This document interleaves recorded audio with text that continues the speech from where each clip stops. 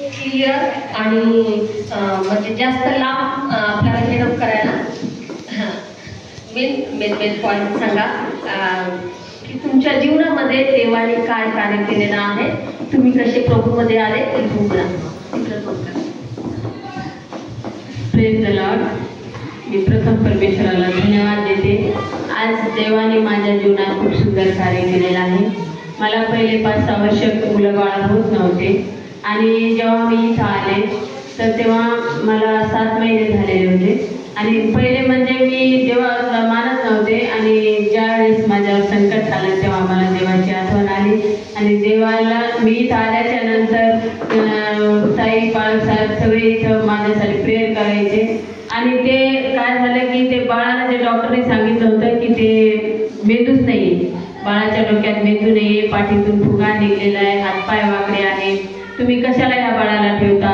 तर मग मी इथं आल्याच्या नंतर मी ताईला बाळासाहेबाला सांगितलं आणि ताईने माझ्यासाठी प्रेयर केली आणि ताईने म्हटले की तुम्ही विश्वास करा आणि देवबाप्पा तुमचं बाळ चांगलंच देणार आहे आणि तुम्हाला चांगलं बाळ होणार आहे. आणि खरोखरच परमेश्वराने माझ्या जीवनात सुंदर कार्य केलं आणि मी विश्वास ठेवला आणि ते बाळ जे डॉक्टर म्हणत होते मेंदू नाही आहे ते डॉक्टर 9व्या महिन्यामध्ये मी चेक केलं तर मेंदू पण होता आणि पाठीतून फुगा पण नाहीये. म्हणून मी देवाला धन्यवाद देते की एवढा चमत्कार देवाने माझ्या जीवनामध्ये केला आणि ते बाळ इतका चांगला झाला की जेव्हा डॉक्टर सगळे हैराण झाले की कसं काय असं झालेलं आहे तर ते त्याचं रिपोर्ट जे होतं ते मुंबईला नेलं आणि तिथं चेक केलं तर मग ते म्हणे की असं कसं काय शक्य आहे. मी म्हटलं माझं परमेश्वर जिवंत आहे आणि त्यांनी मला एक बाळ दिलेलं आहे.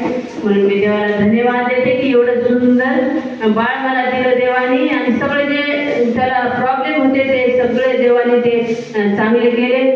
जे पाठीतून फुगा होता, हातपाय वाकडे होते ते सगळे देवाने चांगलं केलं. म्हणून मी देवाला धन्यवाद देते. हे महान साक्षासाठी आपण टाळ्या वाजवून देवाला धन्यवाद.